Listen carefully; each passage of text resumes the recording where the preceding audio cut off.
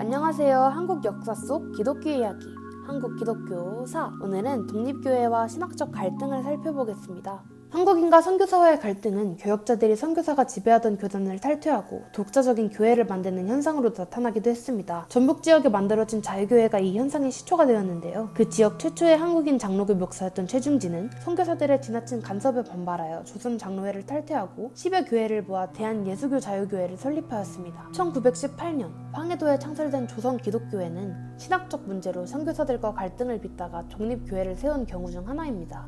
보수적인 황해도회는 모세의 홍해 사건을 기적이 아닌 바다의 썰물 현상이라고 해석하는 등 진보적으로 설교하던 김장호를 징계하였고, 그는 조선 장로회를 탈퇴하고 맙니다. 그가 세운 조선 기독교회는 신학적 자유주의와 동양적 기독교 수립을 표명하였습니다. 예수교회와 조선 기독교회는 감리교 목사들이 중심이 된 독립교회였습니다. 예수교회의 감리교 목사 이호빈, 장로교 출신 백남주, 한준명 등은 새로운 제도나 교단을 만드는 것이 아니라 기존의 교회를 혁신하는 것이 목표라고 밝히며 예수를 발간하는 등의 활발한 활동으로 25개의 교회에 2,000명의 교인을 가질 수 있었습니다. 앞에서 설명했던 독립교회는 기존 교단에 속해 있던 교역자 가운데 선교사와 갈등을 빚어 교단을 탈퇴하거나 새로운 종교운동을 표방한 사람들이 만든 것입니다. 우리는 선교사, 교권과 경직된 교리에 반감을 가지고 있었던 그들을 통해 선교사가 도입한 교회의 제도와 교리, 서구적 기독교에 비판적이었음을 알 수 있습니다. 독립교회를 세운 사람들과 달리 처음부터 교회를 거부한 사람도 있었습니다. 대표적으로 일본 개신교 사상가 우치무라 간주의 문화생들이 있는데요. 그들은 교회라는 제도를 거치지 않고 성서를 통해 예수를 만나는 삶을 사는 신앙 공동체를 추구하였습니다. 이 사상을 무교회주의라고 합니다. 우치무라에게는 송두용, 함석헌, 최태용 등 뛰어난 한국인 제자들이 있었습니다. 그중 우치무라의 정신을 가장 잘 구현한 사람은 김교신이었는데요. 그는 도쿄 유학 중 우치무라에게 가르침을 받아 무교회주의 신앙운동을 전개했습니다. 김교신과 그의 동지들은 일본에서 조선 성서연구회를 이어갔으며 1927년 성서조선을 창간하였습니다. 우치무라의 제자들이 만든 성서조선의 편집과 운영의 주체는 김교신이었습니다.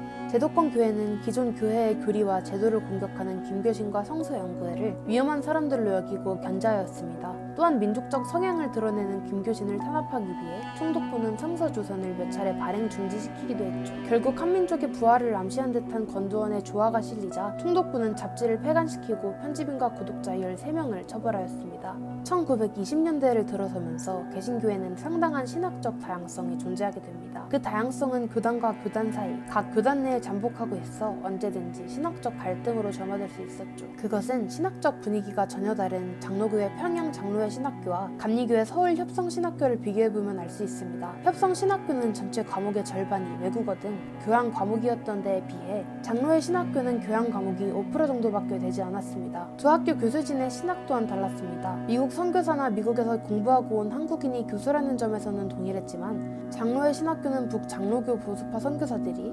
협성신학교에서는 진보적 신학을 수용한 사람들이 가르쳤죠. 당시 한국은 미국 북장로교 선교지 가운데 신학적으로 가장 보수적인 곳에 비해 감리교계 신학은 고등 비평이나 진화론, 사회보금을 수용하는 등의 진보적인 경향을 띄었습니다. 따라서 신학적 분위기가 완전히 다른 두 교단의 학교에서 공부한 한국의 교역자들은 전혀 다른 신학에 노출될 수밖에 없었던 것이죠. 장로교와 감리교의 신학적 차이의 갈등의 불씨는 1930년대에 들어서 불이 붙기 시작했습니다. 성서 해석에 관한 두 가지 신학적 쟁점과 교회 내 여성의 권리 문제는 1934년과 1935년에 장로교회를 흔들었는데요. 감리교에서는 교회 내 남녀평등이 상대적으로 빠르게 이루어진 반면에 장로교는 장로는 남자만 될 수 있게 헌법으로 규정할 정도로 보수적이었습니다. 캐나다 선교사들의 영향권인 함경도 지역에서는 여성 권익과 관련하여 가장 적극적인 입장을 표명하였습니다.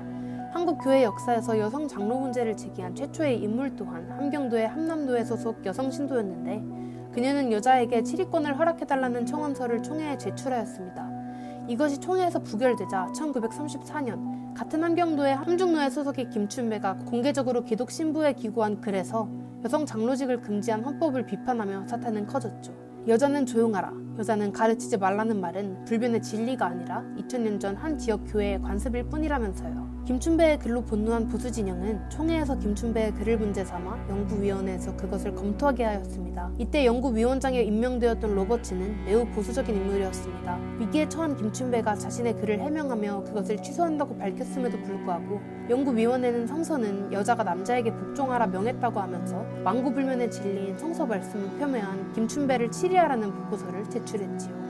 1934년 장로교 총회에 제기된 또 다른 신학적 문제는 조선주일학교연합회가 발행한 주일 공과의 내용이었습니다. 창세기의 저자가 확실하지 않으며 히브리의 옛 신화를 근본으로 삼았다는 주일 공과의 내용이 성서의 권위를 해친다고 여겼던 보수적 교역자들은 총회에 문제를 제기하며 목사 자격이 있는지 물었습니다. 저자로는 집필에 참여한 남대문 교회의 김영주가 의심받고 있었지요. 연구위원회에 이첩된 이 사건은 총회 보고를 통해 창세기가 모세의 저작임을 단정한 후 그것을 부인한 사람은 장로교 교역자가 될 수 없다고 밝혔습니다. 그렇게 이 일은 문제된 내용의 저자가 명시되지 않아 더 이상 확대되지 않은 채 종결되었죠. 김춘배 또한 해명 후 글을 취소했기에 책벌은 없었습니다. 그러나 위의 두 사건은 진보적 신학을 가진 장로교 교역자들에게 강렬한 경고를 주었습니다. 장로교와 감리교의 신학적 차이는 장로교 총회에서 다룬 1934년과 1935년의 사건에서 잘 드러납니다. 1934년 감리교의 신흥은은 적극 신앙단을 창단하며 신앙선언을 발표하였습니다. 적극 신앙단은 보수적이고 소극적인 한국 교회를 애국적이고 적극적인 교회로 혁신하겠다고 표명한 개신교 청소년 조직으로서 신앙선언에 예수와 함께 자연과 역사를 신의 계시로 보며 권리, 의무, 행동에서 남녀가 완전히 동등하다는 등의 진보적 내용을 담았습니다. 1934년 장로교 총회는 적극 신앙단을 용납하지 않겠다고 결의했습니다. 그들의 신앙선언이 장로교의 신경을 위반한다는 이유였죠. 서북 지역이 장악한 교권에 불만을 가지고 있던 그들은 관계를 끊으라고 요구한 총회와 결연을 선언했습니다. 또한 전필순, 함태영 등 가담자들은 적극 신앙단을 이단으로 규정한 경성노회를 탈퇴하여 경중노회를 결성하게 되었습니다. 장로교와 감리교 그리고 장로교 내 진보파와 보수파의 신학적 차이를 보여준 것은 1934년에 출판된 당권 성경주석을 둘러싼 사태였습니다.